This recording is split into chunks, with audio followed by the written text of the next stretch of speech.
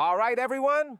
Have you ever, when you were growing up, had that one friend who was always tattling? The kind who'd go, teacher, teacher, teacher, or teacher, come look at this, come look at this. You know, the tattletale type? Have you ever met someone like that? The kind who tattle and then get smacked or talked back to? Have you ever experienced that?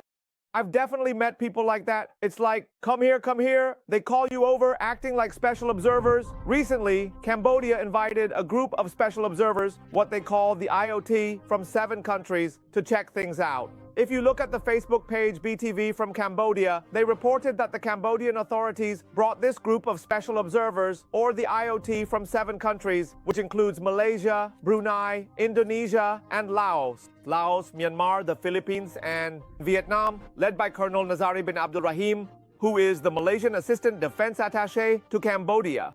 They went to the Chong Arn Si area to survey the Tao Monument in Preah Vihear province, which is located in the Chong Arn Ma area of our Ubon Ratchathani province. Besides inspecting the damage to the monument, the IOT delegation was also taken to see the spot where Thailand put up barbed wire fencing and claimed that Thailand had violated the GBC agreement. They discussed this with representatives from Malaysia, saying that Thailand had encroached on the territory and continuously reinforced its military presence. Ladies and gentlemen, the delegation's field visit lasted a total of 3 days, on August 14th, 15th, and 16th. They visited 3 provinces, Banteay Meanchey, Preah Vihear, and Battambang. Previously, on July 30th, Cambodia had taken a delegation of military attachés from 13 countries to visit the area. They had already surveyed the Ta Ama monument once before, right? Then, on August 10th, they took a group of military assistant attachés from 9 countries to visit Odar Minchi province, correct? I'm laying out the timeline for you here. On August 14th, the IOT delegation visited the Bueng Takuan border checkpoint in Banteay Minchi province.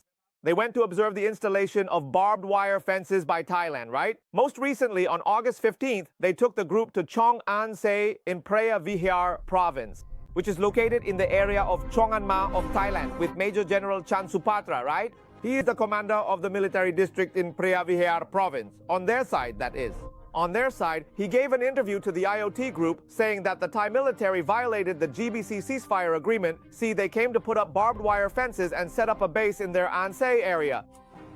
As for the Cambodians, do you see the shops belonging to our people? Those are our shops, but we can't get in. The Thai military says you need permission from higher authorities first. But you're not telling the truth. The truth is, do you remember, viewers? We've reported this many times. In this area, construction is prohibited, and communities are not allowed to be established. But they brought Cambodian communities to settle here to set up a market encroaching on Thai sovereignty for over 10 years. This is a violation of the 43 MOU. Thailand has filed complaints, but it falls on deaf ears like a tattletale talking to someone who won't listen, right, Dom? Cambodia is also steadily moving forward to legitimately legitimize itself as a recognized and sovereign nation. Yeah. They went and invited journalists. Well, they claim they're journalists, but are they really? Viewers, his name is Michael Alfaro. They say he's a White House correspondent. At this point, I've lost count how many Cambodian dramas. Viewers, you can try counting. Wow, there are so many stories, viewers. The Army Military Force page posted that this story started with a reporter from the Cambodian government house named Soy Supap, who has various media in his hands. Soy Supap is the main character. The main character who often presents news that is often fake news? And then slander Thailand in Soy Supap. Go welcome Michael Alfaro. Viewers, remember this name well, Michael Alfaro? While I'm telling you, you can search on Google to find out who this person is. In Soy Supap, Michael Alfaro was welcomed and introduced as the White House correspondent and arrived in Cambodia. Here are some still images, viewers. He came to Cambodia to gather information about the incident where Thailand started a war, he claimed. Thailand waged war with Cambodia for 5 days from July 24th to 29th. Michael Alfaro's mission began with a meeting with Mr. Sun Chanthol, the Deputy Prime Minister and Vice Chairman of the Council for the Development of Cambodia. Then, Soy Supap posted a compliment, saying that Mr. Sun Chanthol is a visionary. This is from Michael Alfaro's own post. Yeah. He posted that Mr. Sun Chanthol truly has a vision for the nation. Cambodia chose the path of peace over war. Even when facing challenges, they still demonstrated leadership and a commitment to developing the country. And they discussed the ceasefire along the Thai-Cambodian border. Wow, this drama even has supporting actors invited in. Yes. Look at that, look at that. In addition, Sun Chanthol also nominated President Donald Trump for the Nobel Peace Prize. It was a powerful conversation. I am Michael Alfaro, and I am proud to share this with you. Later in the evening, around 6 p.m. yesterday, viewers, there were images of Michael Alfaro visiting the border area at the Ban Nong Jan checkpoint in Sakeo province, which was blocked off with barbed wire and tires. The Cambodian soldiers put on a sad face and told Michael Alfaro that it was the Thai soldiers Oh, there it is. who encroached on the land. See, what an act. There it is. And they're blocking Cambodians from traveling in and out of their homes, and villages that used to be easily accessible to each other. Now that's no longer possible because they've put up barbed wire and tires. This blockade, ladies and gentlemen, is exactly what the Cambodian soldiers told Michael Alfaro about. Remember yesterday, we showed you the footage of children and villagers coming out to welcome him, standing there crying with their hands pressed together in respect to Michael Alfaro and telling him their stories as well. How pitiful and tragic it is that the Thai military is bullying villagers like us. But in reality, ladies and gentlemen, the homes of these Cambodian villagers were actually built by encroaching on Thai sovereignty. One thing that the people of Cambodia are exceptionally proud to share and teach to Michael Alfaro, a moment that truly highlights their cultural warmth and hospitality, is encapsulated in this particular sentence. Let us all together carefully listen to this profound and meaningful phrase. Mai thoh ma don tam hai nom nom ho ho ho, mi thoh ma hai don thought absolutely.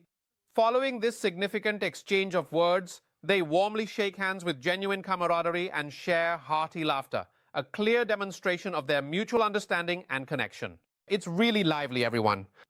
But as I mentioned earlier, try searching Michael Alfaro's name on Google. Let's take a look at his background, everyone. Even though the Cambodian reporters tried to legitimize things by inviting Michael Alfaro, who claims to be a White House correspondent, to meet with the locals, take a look at this. Page Army Military Force. They immediately responded, went to investigate, and checked it out. Michael Alfaro's background is that he is a former Marine and later became a political lobbyist. Is a political consultant and just founded a company this year, 2025, with only 2 employees. But that's not all, viewers. Let's see what else is in his background. Let's pause for the national anthem for a moment and also thank the sign language interpreter, Professor Phaiwan Sang Sun Thorn. All right, viewers, let's continue with Michael Alfaro in Cambodia. He was invited as an observer, and they said, wow, he's a White House correspondent from the United States. But when you look into his background, viewers, he just founded a company this year, 2025. Oh, his company has so many employees, Bird. How many hundreds of people? 2 people. Huh, what? There are 2 people. Really? I'm not sure if those 2 people include him or not. Oh dear. His company has 2 employees and 2 projects, and he's not even a White House correspondent. Oh, really? And then, as it turns out, this Michael Alfaro tried to approach President Donald Trump of the United States. Right, viewers? He tried to get close, as if to ask for a photo. Look closely. Look at President Trump's eyes and observe. Yes. Oh, look. I'm looking at it like, who the hell is this? Who the hell is this? Etc. I personally went in to respectfully ask to take a memorable photo with the esteemed President Donald Trump. Do you happen to know what kind of wonderful wife Michael Alfaro truly has? What kind of half-breed? Cambodia, Vietnam? Oh, so it's completely over then? It's up to you, viewers, to interpret this as you wish. Cambodia invited Michael Alfaro to observe and inspect the impact local people are experiencing, yet he has a wife who is half Cambodian, half Vietnamese. Interpret that however you like.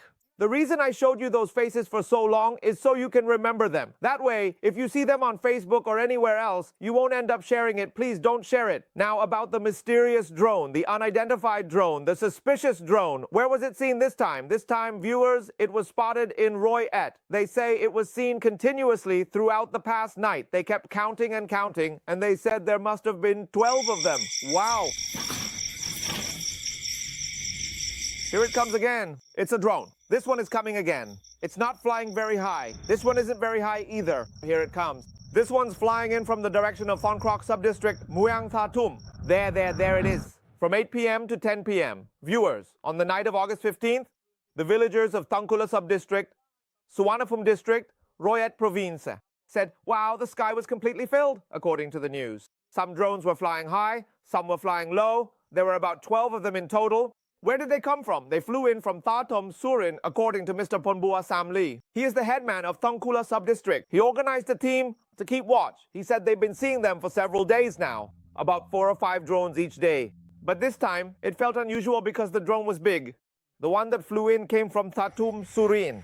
They're wondering if it's a Cambodian surveillance drone, and they're concerned it might be gathering information because drones like this usually fly in at night. So they're calling on the authorities to investigate thoroughly. That way, the villagers can feel at ease if it turns out not to be anything. Mr. and Mrs. Mrs. Boon Ruang Fonfasi, 61 years old, the shop owner. It's a grocery store in Banna, Nakhon Nayok. Oh, Nakhon Nayok. The reporters came to see a kite shaped like an eagle, with a motor and propeller attached underneath and a battery panel as well. Wow, the locals use it to chase away pests, you know?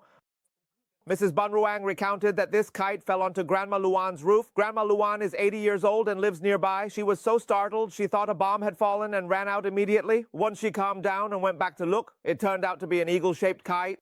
So that's why I brought it here to show you. Her mother also said, whoever owns this kite, please come and take it back. Oh, Grandma Luan was so shocked she almost died. Go take a look. Go get that one.